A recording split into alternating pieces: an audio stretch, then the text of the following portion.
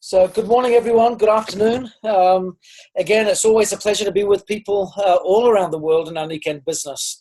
What a pleasure it is to be together as a collective, as a team, as a family. I just love the fact that we can be together like this each and every week. I want to start today. You can see by the subject here that we're talking about some specific attitudes that are required for us both to be successful but also to be happy. Success is defined differently by different people. I remember asking a friend of mine that hadn't seen from school for many years, if he was in touch with other people from school, and he was doing a much better job than I was. And so I asked him how some of our school friends were doing, if any of them had gone on to become successful in different endeavors and what have you. And he just gave a really simple response. It all depends how you define success, really. And it's interesting, isn't it? We all have different interpretations of that, but whatever our definition is, there are some fundamental, consistent truths that apply across the board, that every human being desires to be happy. Regardless of our background, regardless of our culture. We talked a lot about diversity last week. Regardless of where we come from, everyone desires to be happy. At the same time, everyone desires improvement. We want to be able to move forwards in our lives and progress and feel that change and that progressive evolution of our spirit. I think that's really important for everyone as well. At the same time, exclusive to everyone is the fact that adversity happens, toil, struggle, challenge, opposition. That's all part of the journey as well. So with that in mind, I want to talk today about ways that we can really just get a little better focused on how to be happy, how to be successful in our Niken business as well, and be happy in our journey with Niken, because again, this is all part of a choice and a deliberate process. Now, I heard someone once say that happiness is the object and design of our existence and will be the end thereof if we pursue the path that leads to it.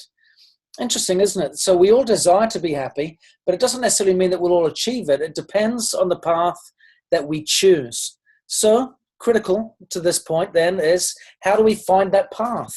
And what's more important, how do we stay on it once we've found it?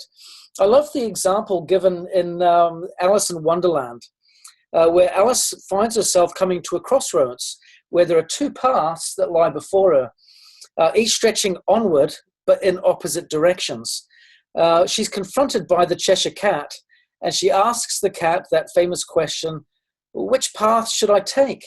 And the cat answers very wisely, well, that depends on where you want to go. If you do not know where you want to go, it doesn't really matter which path you take. That's interesting, isn't it? So which path is right for us? Now, unlike Alice, each of us, fortunately, are here today because we know where we want to go.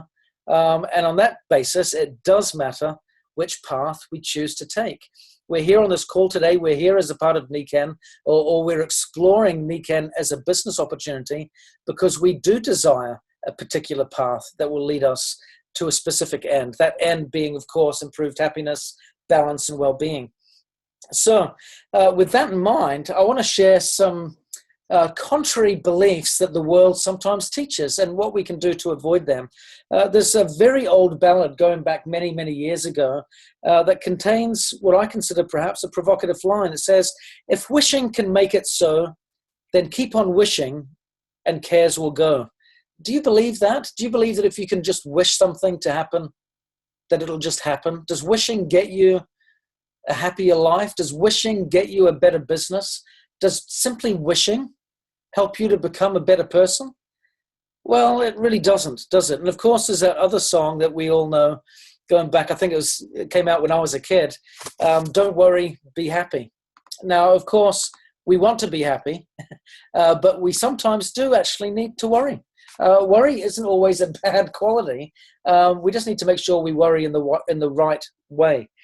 Now, it's been said that when we deal with generalities, we rarely have success. But if we speak in specifics, we will rarely have a failure. So to that end, I want to discuss 4 specific attitudes that I believe will make a real difference.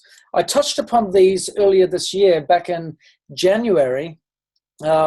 No, sorry, not in January, back in, I think it was April, when I attended an event up in San Francisco hosted by Bernadette McBurney. So these points, I think, are just worth repeating today because I believe them to be 4 key essential attitudes that can make a difference in our business. And I believe that repetition is the mother of all learning, as we've been taught many times over in the I Can series. It really is a correct principle there, that power of repetition. So with that in mind, I want to share with you what I consider the first essential quality here. And I'm going to go on to the first one here. The first one is be grateful. Now you notice there that I've put, but not just for the good stuff. I think this is a really important point, that we understand what gratitude is really here for. Gratitude helps us to be happier. It helps us to be more productive, because when we're grateful for what we have, we tend to do more with it. Lack of gratitude can often lead to sloth, I believe, and a whole host of other ills. But at the same time, learning to be grateful for the challenges, I think, is also a really important quality that we can possess, that we can develop in order to become real powerhouses for achievement. I want to use an example which I really like, by a couple of Dutch girls that were captured. They were sisters during World War II and held in prisoner of war camps. This is a true story. They were imprisoned because they were harboring Jewish refugees, and as a result of doing good and looking after these innocent people, they were thrust into prisoner of war camps. And the ladies, if you haven't heard of them before, their names I'm sure will be familiar to many: Corrie and Betsy ten Boom. Now, while they were in the prisoner of war camps, they took great comfort in one of their few possessions, which was the Bible. They were church-going folk, they were prayerful people, and they valued tremendously, particularly in this season of being imprisoned, the solace and the comfort that their Bible gave them. Now, one day, what was interesting was the cell that they were in. Just to give a bit of a backdrop to this, is it wasn't just that they were in a prisoner of war camp.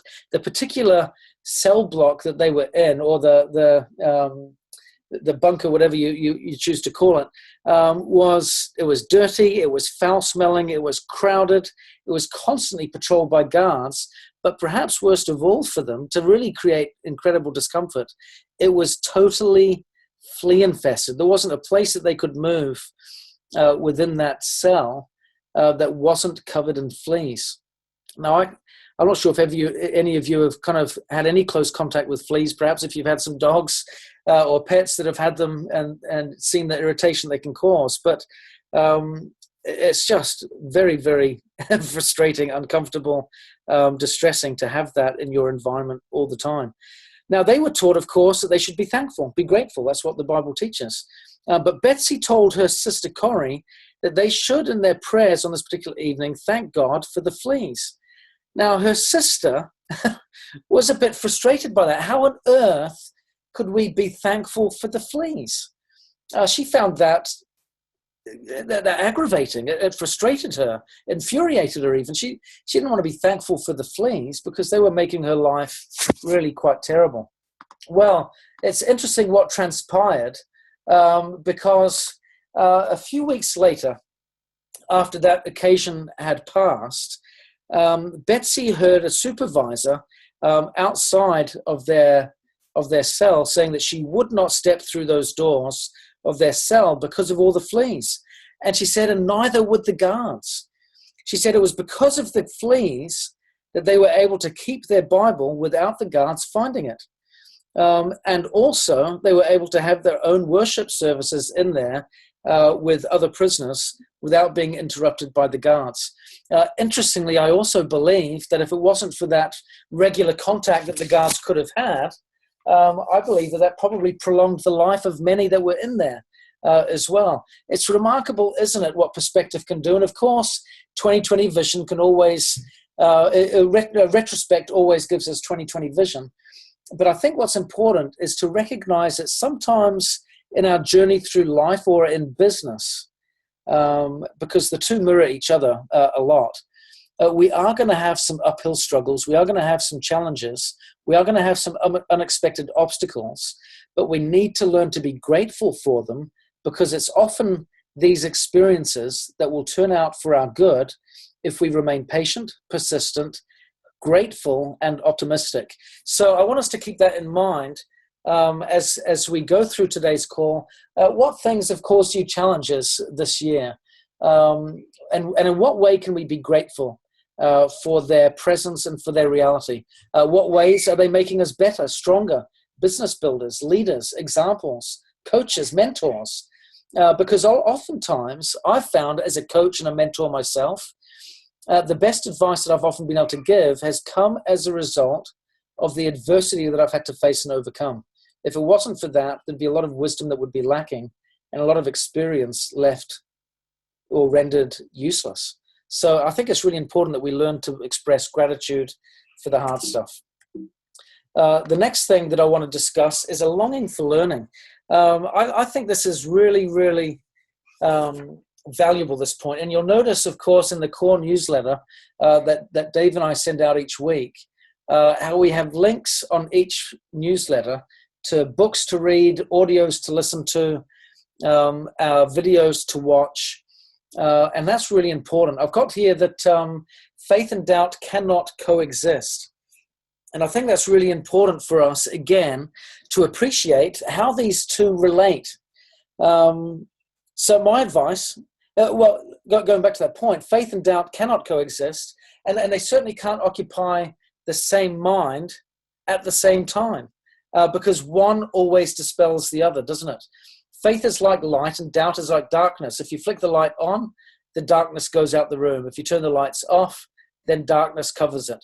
So it's important that we feed our minds in order to fuel our faith and dispel the doubt. So in order to do that, the best thing to do is to read good books, to listen to good audios, and to watch good, meaningful, uplifting messages, because these things do help our learning process. It gives us wisdom and insight. And like I said, it fuels our faith. If you aren't connected to the core newsletter, please do let us know. We'll send you the links. It is available via the magneticleaders.com website. Perhaps Heather, I know, is on the call today. Perhaps she can add the link into the chat, just as a reminder again, for those if you aren't on it yet. But I really think that that's important, that we recognize our own responsibility for self-education. I believe that all meaningful education is self-education, and we need to make sure that we drive that on a daily and weekly basis in order to fuel our faith and dispel our doubts. So let's be sure to do that. The third thing, there you go, just as a quick reminder, Heather has put the link there in the chat. If you haven't got it already, please click on that link and subscribe if you haven't done so yet. The third one here, I really like this, and this is really timely, I think, as we come to the conclusion of the Olympics. We need to have a devotion to discipline, and this is really, really important. Some people might say, are the decisions that we make in life really that important? You know, maybe some big ones are, but are the little ones that big a deal? I would say absolutely. I believe decisions determine our destiny. If you want to have a great destiny, it's determined by the meaningful decisions that we make every day, including the little ones. In fact, I've often found it's my ability to make good decisions with the little things that gives me the insights and the power to make good decisions with the bigger things. So I think that's really important for us to consider. So I want to provide a simple formula for you today by which you can measure the choices that confront you. One of the great challenges that we face in the world nowadays is not the absence of choice, but the abundance of it. There is so much to choose today that we can find ourselves distracted and taken off guard or led down the wrong path because we just have too many choices. Here is my formula that I would like to recommend to each of us. And it's really simple to remember. I'm just going to put this on mute. Bear with me 1 second. A few extra callers have joined in. Just cut the sound out. And this formula is this. You can't be right by doing wrong. And you can't be wrong by doing right. It's really that simple. When we want to make great choices, remember the saying. We can't be right by doing wrong. And we can't be wrong by doing right. I think that's really, really, again, something that if we could live our lives by that, it would certainly lead to an increase in happiness. I would also add this point as well. Every single one of us on the call today, everyone in our groups, everyone that we meet, everyone that we come in contact with, we all have built inside of us our own conscience, which guides us and helps us to make good decisions. It's been said that your personal conscience always warns you as a friend before it punishes you as a judge. I'll say that again because I think that's really profound. Your personal conscience always warns you as a friend before it punishes you as a judge. So, to that point, we need to pay close attention to our conscience, listen to it carefully, let it be our friend versus our punisher, and remember that the battle for self-discipline may leave us a bit battered and bruised, but it will always leave us a better person. Self-discipline, I believe, is a rigorous process, and too many of us want it to be effortless and painless, but it's just simply not that way. Should temporary setbacks afflict us, and we all come across that, don't we, in building our businesses, a very significant part of our struggle for self-discipline is the determination and the courage to try again. If you've had any setbacks this month of August, as we prepare for doing the right thing, as we prepare for going into September, remember, setbacks are a part of the process, and self-discipline will require some struggle and some determination and some courage to try again. I hope as we're setting goals for September, that within that, we take time to evaluate the month of August, how we've done, what we have done, what we haven't, where is our conscience pricked us, where has it warned us, what has it done maybe to punish us a little bit this month, and what can we do differently in the month of September to make sure we have a better experience. We want our journey to self-improvement and our journey to better balance with Nikan to be a joyful and a pleasant one. And that requires us, I think, of necessity, to pay close attention to our conscience. Because I believe that many of the answers that we have to the questions that we're seeking answers for often lie within us. I have found many times that I've been confronted with situations that I've not come across before, had to deal with matters that are new to me. And where do I get the wisdom to deal with that when it's brand new? Well, often my conscience gives me a prompt. If I'm willing to listen to it very carefully, I do find that that spirit within me can give some meaningful guidance as to what the right decisions and choices are. I think we need to pay careful attention to it. I've found the closer I listen to it, the more attuned I can get, the clearer it becomes, and the more precise it can be. The more I ignore it, then the duller it gets until I don't hear anything at all. So it's really, really important that we pay close attention to that conscience in order to be able to respond well as mentors, as coaches, as leaders in our business. The last point here is a willingness to work. I love this quote. Opportunity is missed by people because it's dressed in overalls and looks like work. I love that. So many people aspire to have great opportunity, but they want it to be dressed up awfully nice, awfully clean, and don't want it to require too much perspiration. So let's just recognize that work plus vision equals destiny. We want to make sure that we are willing to put those overalls on and go out there and work. What are the things that we do to work? Again, as a reminder, for that core consultant behavior, we need to be speaking to at least, and this is a bare minimum, it's not a standard, but a bare minimum, at least one new person a day, making contact with one new person a day, doing at least 2 new presentations a week in order for us to be able to have that meaningful follow-up, have that new people, those new customers, business partners coming into our business. There's nothing more invigorating, nothing more exciting than getting new people in our teams. They bring you energy. They bring you life. They bring you enthusiasm. If you want that in your business, that's the starting point. We cannot escape that. It is dressed in overalls. It does look like work, but it sure feels good to get the job done. So let's make sure that we do that. A man by the name of J. Reuben Clark said a number of years ago, I love this quote. He said, "I believe that we are all here to work, and I believe that there is no escape from it." He says, "I think that we cannot get that thought into our souls and into our beings too soon. Work we must, if we shall succeed or if we shall advance. There is no other way." Do you want to rank advance from senior to executive, from executive to silver? Do you want to go from silver to gold or gold to platinum? If we want to advance, we need to work. And the fundamental working behaviors in Niken are speaking to new people, gathering new customers, being that quality enrollment, and of course, being a core consultant. Again, all of these things that I've discussed today, the core consultant program really helps to facilitate. The I Can program also helps to facilitate that wonderfully. And at the same time, the My 5 and I program that has now started and is up and running is, again, a really powerful way to help people to move forward in their business, to catch the vision, to understand the work that is required, to have the faith, to have the confidence, and to be grateful for the right things in order to be able to move forward and to succeed. All of these things work together just so wonderfully. I want to finish with one last thought, and we'll conclude our call for today. And that's this, that procrastination has been called the thief of time. And especially, it's the thief of time when it comes down to hard work. So I would encourage each of us, ladies and gentlemen, as we are getting to the end of the month, to find whatever it takes over these next few days to finish the month strong. Are there people that we desperately need to follow up with, that we have promised to follow up and speak with, that we haven't done yet? Are there contacts that we've made that we need to make sure we revisit?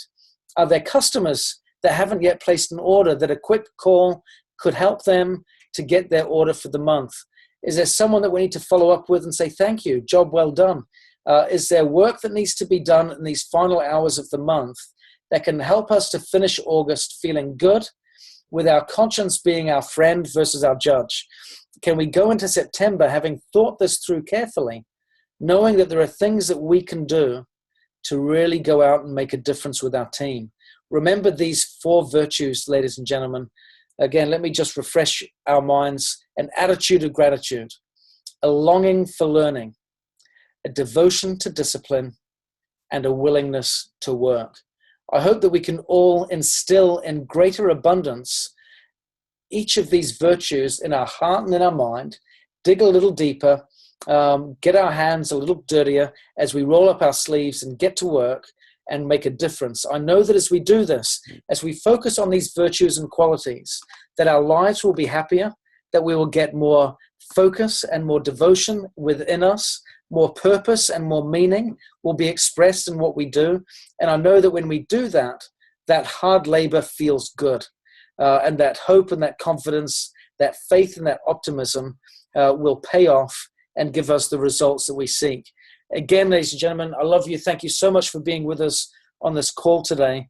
May we all have the right attitudes for success is my invitation today. Thank you all very much, and I look forward to speaking to you again real soon. Take care, everyone. Bye-bye.